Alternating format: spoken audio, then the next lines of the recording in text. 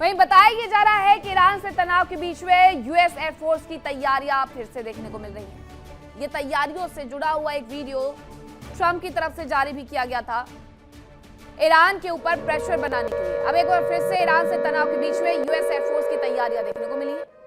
उड़ान भरता हुआ यूएस का B-1B लांसर एयरक्राफ्ट देखा गया है और ये ब्रिटेन के आरएएफ बेस से ट्रेनिंग उड़ान पर रवाना हुआ है।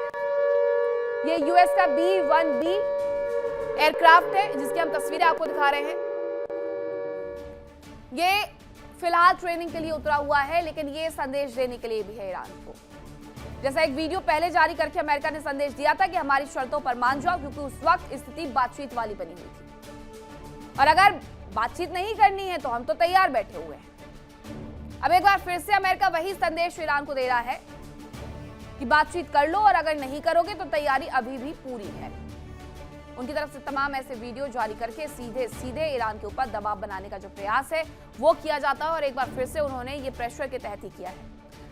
ब्रिटेन के आरएएफ से ये उड़ान भरते हुए नजर आया है। B-1B एयरक्राफ्ट है, ये बॉम्बर है और अगर ये वहां से उड़ान भर के चला है तो सीधे सीधे आप ये समझ लीजिए कि उसके बाद बड़ा हमला करने की तैयारी ईरान भी दिखाते हुए नजर आएगा। अब आईडीएफ आर्टिलरी पोस्ट पर ड्रोन अटैक किया गया है, ये जानकारी मिली है। खबर ये है कि शोमेरा में एफपीवी ड्रोन से बड़ा हमला कर दिया गया है। 10 से ज्यादा इजरायली जवानों के घायल होने का दावा किया जा रहा है, लेकिन ये हमला क्या हिजबुल्लाह की तरफ से किया गया है, ये सबसे बड़ा सवाल है, क्योंकि हिजबुल्लाह लगातार उनके ऊपर हमला कर रहा है। सीज फायर के बावजूद इजरायली डिफेंस फोर्स लगातार हिजबुल्लाह पर अटैक कर रहा है और इसीलिए हिजबुल्लाह भी अटैक करते हुए नजर आ रहा है। सीज फायर के बावजूद आईडीएफ पर हिजबुल्लाह ने बड़ा अटैक कर दिया। आईडीएफ की आर्टिलरी पोस्ट पर ड्रोन अटैक किया और ये शोमेरा में एफपीवी ड्रोन से बड़ा हमला किया गया, जिसकी तस्वीरें हम आपको दिखा रहे हैं और इसमें इजरायली जवानों के घायल होने का दावा किया जा रहा है। हालांकि इजरायल के जवान अभी भी साउथ लेबनान में जमीन पर मौजूद है, टैंकर लेके मौजूद है। ऐसे में वो वहां पर भी इजरायली डिफेंस फोर्स के जवानों को इसी तरीके से मुंह तोड़ जवाब दे रहे हैं, घायल कर दे रहे हैं। एक बार फिर से उन्होंने वही किया, लेकिन ये शोमेरा में हुआ है एफपीवी ड्रोन से। ईरान में लोकतांत्रिक सरकार के साथ ही सुप्रीम लीडर की सरकार भी चलती है। लोकतांत्रिक सरकार के अधीन ईरान की सेना है, तो इस सुप्रीम लीडर के प्रति जवाबदेह है आईआरजीसी।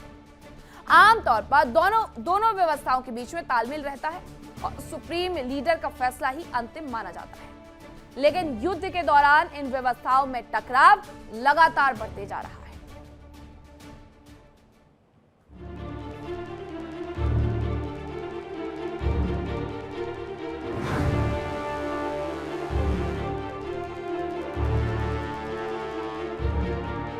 ईरान में आईआरजीसी फिलहाल पावर में है।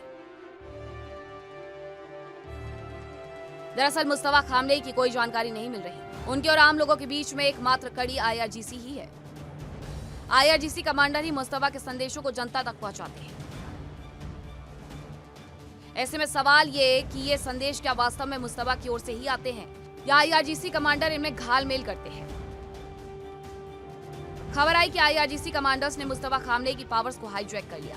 बताया जा रहा है कि आईआरजीसी के कुछ कमांडर खुद ही फैसला करते हैं और मुस्तफा खामनेई को इसके बारे में महज जानकारी दे दी जाती है। बताया जा रहा है कि राष्ट्रपति मसूद पेजिशकियान विदेश मंत्री अब्बास अराक्ची को हटाने की कोशिश में है, लेकिन आईआरजीसी के दखल की वजह से वो ऐसा नहीं कर पा रहे। ईरान के supreme leader Ayatollah Ali Khamenei और कई वरिष्ठ नेताओं की मौत के बाद सत्ता गलियारों में संघर्ष का दावा किया जा रहा है। खासतौर पर पश्चिमी मीडिया में ईरानी नेतृत्व के बटे होने का दावा है कि ईरान के विदेश मंत्री अब्बास अराक्ची की कथित तौर पर राष्ट्रपति मसूद पेजिशकियान और संसद स्पीकर मोहम्मद बागेर गालिबाफ से तनातनी चरम पर है। खबरों के अनुसार आईआरजीसी कमांडर अहमद वाहिदी के साथ अराक्ची की करीबी के चलते पेजिशकियान और गालिबाफ एकजुट हो गए हैं और दोनों मिलकर अराक्ची को हटाने की तैयारी कर रहे हैं, क्योंकि वो विदेश मंत्री के तौर पर उनके फैसलों से खुश नहीं है। इजरायली मीडिया ने ईरान इंटरनेशनल की रिपोर्ट का हवाला देते हुए दावा किया कि पेजिशकियान और बागेर गालिबाफ विदेश मंत्री अब्बास अराक्ची की कूटनीति और बातचीत के तरीके से असंतुष्ट हैं और उन्हें पद से हटाना चाहते हैं। पेजिशकियान और गालिबाफ का मानना है कि अराक्ची सरकारी नीतियों को लागू करने के बजाय अहमद वाहिदी के करीबी सहायक बनकर रह गए। ईरान इंटरनेशनल के मुताबिक अरागची ने कई फैसले राष्ट्रपति पेजिशकियान को जानकारी दिए बिना ही लिए। वो सरकार को दरकिनार करते हुए वाहिदी के साथ तालमेल बिठा रहे हैं। इस वजह से पेजिशकियान ने अपने करीबियों से कहा कि अगर ऐसा ही चलता रहा तो वो अरागची को विदेश मंत्री के पद से हटाने जैसा महत्वपूर्ण कदम उठा सकते हैं। ईरान इंटरनेशनल के अनुसार पेजिशकियान और वाहिदी के बीच गंभीर मतभेद बने हुए हैं।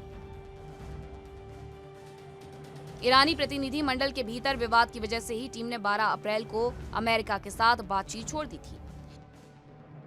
ईरानी डेलीगेशन के सभी सदस्य वार्ता में एक राय से किसी फैसले पर नहीं पहुंच पा रहे थे। इससे पहले भी IRGC और ईरान सरकार के बीच टकराव की खबरें आती रहीं। हालांकि ईरान ऐसी खबरों से इनकार करता रहा। ऐसे में सवाल ये कि कहीं अंदरूनी टकराव की खबरें मीडिया में प्लांट तो नहीं की जा रही, कहीं ऐसा तो नहीं कि ईरान टकराव की खबरें फैलाकर अपनी स्थिति को मजबूत करने के लिए समय ले रहा है। Bureau report, India daily. अब ईरानी नेतृत्व में क्या फूट पड़ गई है, ये सबसे बड़ा सवाल है। वो सवाल इसलिए क्योंकि 28 फरवरी को इजरायल और अमेरिका ने जो हमले शुरू किए थे, उस अटैक में अयातुल्ला अली खामनेई समेत कई नेताओं की मौत हो गई थी। शीर्ष नेताओं की मौत के बाद नया नेतृत्व युद्ध से जुड़े फैसले ले रहा। पश्चिमी मीडिया में आई खबरों में ईरानी नेतृत्व में फूट का दावा किया गया। IRGC और ईरान सरकार के बीच दरार की खबरें सामने आई। सुप्रीम नेता और जनता के बीच में IRGC ही एकमात्र कड़ी है। IRGC पर फैसले लेकर के मुस्तफा को केवल सूचना देने का भी आरोप लगा है। दूसरी तरफ ईरान ने नेतृत्व में फूट की खबरों को बेबुनियाद करार दिया है। अब अगर ईरान की सरकार और IRGC के बीच में तकरार की खबर आ रही है, आम लोग सरकार को चुनते हैं। ईरान की अपनी सेना भी है, लेकिन उसके समानांतर ही IRGC यानी जो सीधे सुप्रीम कमांडर, सुप्रीम लीडर को रिपोर्ट करती है। अब वो IRGC के बारे में जरा विस्तार से जान लीजिए। ईरान की सबसे ताकतवर सशस्त्र सेना है IRGC। सीधे सुप्रीम लीडर के प्रति ये जवाबदेह होती है और अयातुल्ला खुमैनी के आदेश पर 1979 में इनकी स्थापना हुई थी। ईरान के इस्लामिक शासन की रक्षा करना इनका उद्देश्य है। IRGC के यूनिट कुद्स फोर्स देखती है, विदेशों में कामकाज, प्रॉक्सी नेटवर्क को हथियार और ट्रेनिंग देती है कुद्स फोर्स। तो ये IRGC है। IRGC ये कहा जा रहा है कि लगातार वहां की सरकार में अपने दखल को बढ़ाते जा रही है और उस दखल के बढ़ने की वजह से आप ये मान लीजिए कि मुस्तफा खामनेई क्या सच में वो स्टेटमेंट दे रहे हैं या नहीं दे रहे हैं, उस पर शक गहराते जा रहा है। अब खबर यह है कि अमेरिकी सेना के पास हथियारों की कमी हो गई है। सेंटकॉम ने डार्क ईगल मिसाइल की मंजूरी मांग ली है कि हमें ये चाहिए और दे दो। ईरान के खिलाफ जंग में वो हाइपरसोनिक मिसाइल का इस्तेमाल करना चाहते हैं। ईरान के खिलाफ जंग में हाइपरसोनिक मिसाइल की मांग उनकी तरफ से की जा रही है। तो अमेरिकी सेना के पास हथियारों की कमी सीधे तौर पर सेंटकॉम की इस मांग से समझ में आती है, जहां सेंटकॉम ये कह रहा है कि उसे डार्क ईगल मिसाइल चाहिए ताकि वो ईरान के खिलाफ जंग में हाइपरसोनिक मिसाइलों की इस्तेमाल कर सके। हालांकि यह भी बताया गया कि डोनाल्ड ट्रंप ने मंजूरी नहीं दी है, लेकिन सेंटकॉम ने यह मांग रखी है। सेंटकॉम ये कह रहा है कि उसे यह मिसाइल चाहिए। हालांकि अभी जरूर सीज फायर है, लेकिन सीज फायर के बाद आखिरकार तैयारी क्या, और इसी तैयारी को करने के लिए सेंटकॉम डार्क ईगल मिसाइल की मांग को रख रहा है। डोनाल्ड ट्रंप हस्ताक्षर नहीं कर रहे हैं। उनका कहना है कि अभी जरा रुक जाओ, हो सकता है कि बातचीत के माध्यम से, कूटनीति के माध्यम से मना लिया जाए, और ये प्रयास लगातार चल रहे हैं, लेकिन इन प्रयासों में सफलता मिलते हुए नजर बिल्कुल नहीं आ रही। दूसरी तरफ अमेरिका को रूस की मध्यस्थता पर बिल्कुल भी भरोसा नहीं है। यह बताया गया कि अमेरिका का रूस पर ईरान की मदद करने का आरोप है। ऐसे में उसकी मध्यस्थता पर कैसे भरोसा किया जा सकता है? अमेरिका की कोशिशों को कमजोर करने का आरोप है। पश्चिमी मीडिया के हवाले से यह जानकारी मिली, जिसमें यह बताया गया कि अमेरिका का रूस पर ईरान की मदद का आरोप लगता रहता है, अमेरिका की कोशिशों को कमजोर करने का आरोप लगता रहता है। इसलिए अगर रशिया ये कह रहा है कि वो मध्यस्थता करेगा तो ये अमेरिका को स्वीकार कैसे हो सकती है? डोनाल्ड ट्रंप और साथ ही रशिया के राष्ट्रपति व्लादिमीर पुतिन के बीच फोन पर बातचीत हुई। 1.5 घंटे तक बातचीत हुई है। इस दौरान यह भी कहा गया कि अगर आप चाहते हैं कि ईरान के पास 440 किलोग्राम संवर्धित यूरेनियम ना हो तो ठीक है, वो रशिया अपने पास रख लेता है, लेकिन अमेरिका को इस बात से भी इनकार है कि नहीं, ऐसा नहीं हो सकता है। उनके पास जो 440 किलोग्राम यूरेनियम है वो सिर्फ और सिर्फ अमेरिका के पास सुरक्षित रहेगा या आईएईए के पास। इसके अलावा रशिया अगर उसे रखता है तो रशिया उनकी मदद कर सकता है, क्योंकि रशिया पर लगातार ये आरोप अमेरिका की तरफ से लगते रहे हैं कि वो खुले तौर पर ईरान को मदद पहुंचाता है। चाइना को लेकर के भी ये आरोप लगते रहे। इसीलिए कहीं ना कहीं अमेरिका बच रहा है कि अगर रशिया ने मध्यस्थता की तो वो ईरान को हावी रखेगा, और पाकिस्तान जब मध्यस्थता कर रहा है तो अमेरिका को हावी रख रहा है। अमेरिका ईरान के बीच समझौता कराने की कोशिशें जारी हैं। पुतिन ने मध्यस्थता की पेशकश की, राष्ट्रपति पेजिशकियान से बात की, विदेश मंत्री अब्बास अराक्ची से मुलाकात की और राष्ट्रपति ट्रंप से भी फोन पर चर्चा की। लेकिन पुतिन दोनों देश के बीच सुलह करवा पाएंगे, यह सबसे बड़ा सवाल है।